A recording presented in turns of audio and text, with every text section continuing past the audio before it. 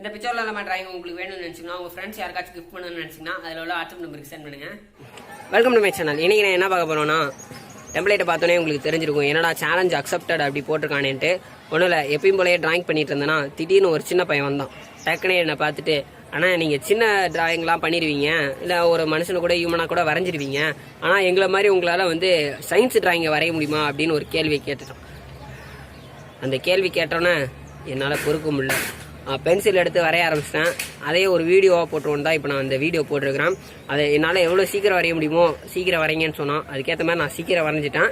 அதுதான் இந்த வீடியோவில் நீங்கள் பார்க்க போகிறீங்க. இதில் A4 பேப்பர், சாதாரண பென்சில், கலர் பென்சில், மார்க்கர் நான் மெயினாக யூஸ் பண்ணியிருக்கேன். இதெல்லாம் தான் நான் இதில் யூஸ் பண்ணியிருக்க மெட்டீரியல். நான் ஸ்கெட்ச் பண்ணுற வீடியோ வந்து லைட்டாக தான் இருக்கும். அதனால் வந்து ஃபுல் ஹெச்டியில் பாருங்கள். இது லைட்டாக நான் வந்து ஃபஸ்ட்டு ஸ்கெட்ச் பண்ணது. லைட்டாக நான் வந்து ஸ்கெட்ச் பண்ணது வந்து அந்தளவுக்கு தெளிவாக வந்து வீடியோவில் தெரியல.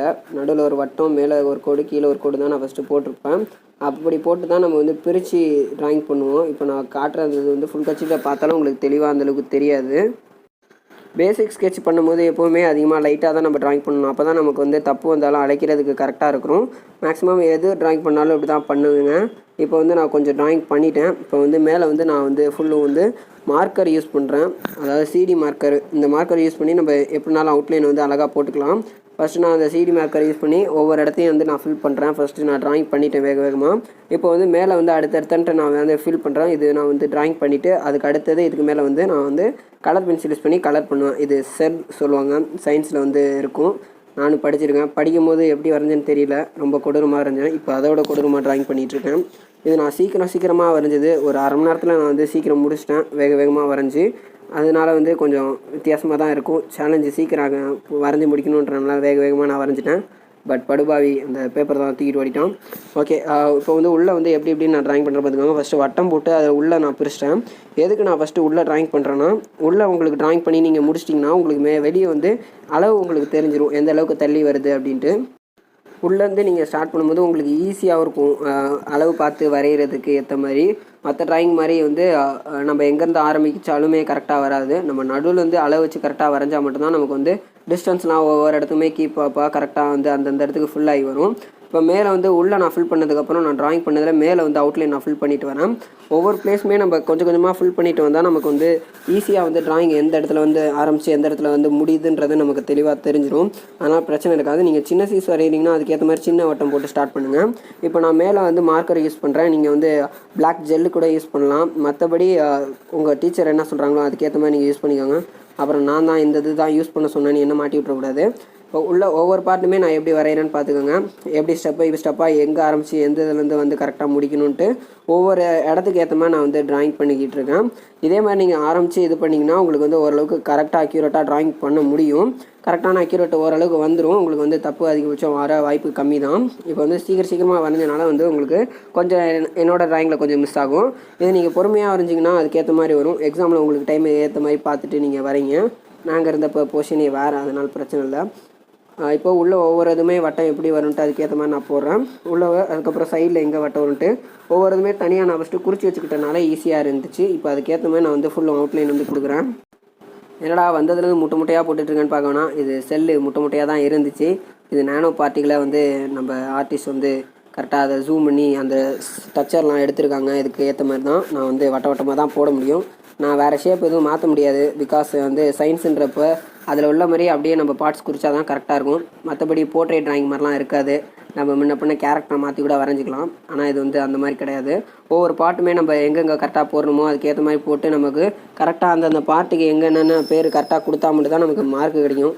இல்லைனா போட்டு ஆட்டி மார்க்கை குறைச்சி போடுவானுங்க. இப்போ வந்து மேலே வந்து நான் ஃபுல்லும் க்ரீன் கலர் கொடுக்குறேன். அதில் க்ரீன் கலர் தான் மேக்ஸிமம் இருந்துச்சு. இதில் நம்ம இஷ்டத்துக்கு என்ன கலர் வேணாலும் கொடுக்க முடியாது. பிகாஸ் வந்து அந்தந்த ஷேப்புக்கும் அந்தந்த கலர் தான் கொடுக்கணுன்ட்டு சயின்ஸில் எழுதி வச்சுருக்காங்க.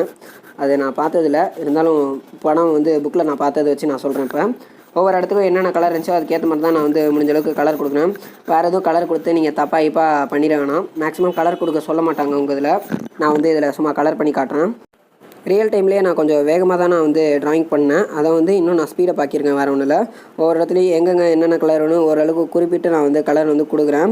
பிகாஸ் என்கிட்ட வந்து அதில் உள்ள மாதிரி கலர் பென்சில் என்கிட்ட இல்லை. நான் வேறு மெட்டீரியலில் பண்ணலாம்னு நினச்சேன். பட் உங்களுக்கு சொல்கிறதுக்கு ஈஸியாக இருக்காதுன்றனால இதே மெட்டீரியல் நான் யூஸ் பண்ணிக்கிட்டேன். உள்ள க்ரீனு, உள்ளே வந்து லைட்டாக ஸ்கை ப்ளூவும் க்ரீனும் சேர்ந்த மாதிரி ஒரு கலர் இருந்துச்சு. அந்த கலர் வந்து உள்ளே வந்து கொடுத்து முடிக்கிறேன். கலர் நீங்கள் பண்ணும்போது எங்கேருந்து வேணாலும் ஸ்டார்ட் பண்ணலாம். நீங்கள் கலர் கரெக்டாக கொடுத்தா மட்டும் போதும். வெளியே நீங்கள் தள்ளி போட்டுறாமல் ஓரளவுக்கு நம்ம ஒழுங்காக எங்கெங்கே கரெக்டாக கலர் வருமோ அதுக்கேற்ற மாதிரி அட்ஜஸ்ட் பண்ணி நீங்கள் கலர் பண்ணிங்கனாலே போதும். மேக்ஸிமம் உங்களுக்கு கலர் பண்ண சொல்ல மாட்டாங்க. அப்படி சொன்னாங்கன்னா நீங்கள் யூஸ் பண்ணுங்கள். ஏன்னா மேக்ஸிமம் சயின்ஸ் ட்ராயிங்கில் வந்து எக்ஸாமில் உட்காந்து கலர்லாம் அடிச்சிட்டு இருக்க முடியாது, டைம் ஆயிரும். நிறைய பேர் பேஜை ஃபுல் பண்ணுறதுக்குனே அந்த பேஜ் ஃபுல்லுமே பெருசாக வரைவாங்க. அது வந்து நானும் பண்ணியிருக்கிறேன், அதனால் நான் சொல்கிறேன். ஓகே, அப்போ வந்து ஃபுல்லும் இந்த சைடு லெஃப்ட் சைடு வரையும் நான் வந்து அதே க்ரீன் கலர் கொடுத்து நான் முடிக்க போகிறேன். ஒவ்வொரு இடத்துக்கும் எந்தெந்த கலர் ஒன்றுமே ஓரளவு குறிப்பிட்டு நான் வந்து முடிச்சிட்டேன். இப்போ வந்து அடுத்த உள்ளுக்குள்ளே ரெட் கலர் வருது. அந்த ரெட் கலர் வந்து நான் வச்சுருக்க ரெட் கலர் இது தான். ஓரளவுக்கு லைட்டாக தான் இருக்குது நான் யூஸ் பண்ணுற கலர். ஏன்னா அந்த இடத்துல ஒவ்வொருதுமே லைட்டாக தான் கலர் வந்து அந்த புக்கில் இருந்துச்சு. நான் பார்த்த புக்கில், நான் எந்த புக்கு பார்த்தேன்னு எனக்கு தெரில, சயின்ஸ் புக் தான் நான் பார்த்தேன், அது மட்டும் நல்லா தெரியும். ஏன்னா அதில் தான் இந்த மாதிரி செல்ஸ் எல்லாம் வந்து பிக்சர்ஸ் வரும். உள்ளுக்குள்ளே டார்க் ப்ளூவோ அப்படி ஸ்கை ப்ளூலாம் சேர்ந்த மாதிரி ஒரு கலர் இருந்தனால அதுக்கேற்ற மாதிரி நான் வந்து உள்ள கலர் கொடுக்குறேன். இப்போ ஒவ்வொரு இடத்துக்கும் என்னென்ன கலர் வருமோ அதுக்கேற்ற மாதிரி நான் கலர் கொடுத்து முடிச்சிட்டேன். எனக்கு இந்த வீடியோ பார்த்துட்டிங்களா? இந்த வீடியோ கரெக்டாக முடிக்கும் போது அந்த பையன் வந்துட்டு நான் சொன்னால் நீங்கள் வரைய மாட்டீங்க, இப்போ வரைஞ்சிட்டீங்களேன்ட்டு அந்த பேப்பரை பிடுங்கிட்டு போயிட்டான். அதனால் இந்த மாதிரி வேறு ஏதாவது சேனலை அக்செப்ட் பண்ணணும்னு நினச்சிங்கன்னா நீங்கள் வந்து கீழே கமெண்ட் பண்ணுங்கள். ஆனால் யாரும் இந்த மாதிரி பேப்பர்லாம் தூக்கிட்டு போயிடாதீங்க. இந்த டிராயிங்கோட அப்புறம் நான் பேசினதெல்லாம் எப்படி இருந்துச்சுன்னு கீழே கமெண்ட் பண்ணுங்கள். யாரும் மிரட்டிலாம் போட்டுறாதீங்க, ஏன்னா சின்ன பையன் தான் நான், அதனால் மன்னிச்சு விட்டுருங்க. தேங்க்ஸ் ஃபார் வாட்சிங்.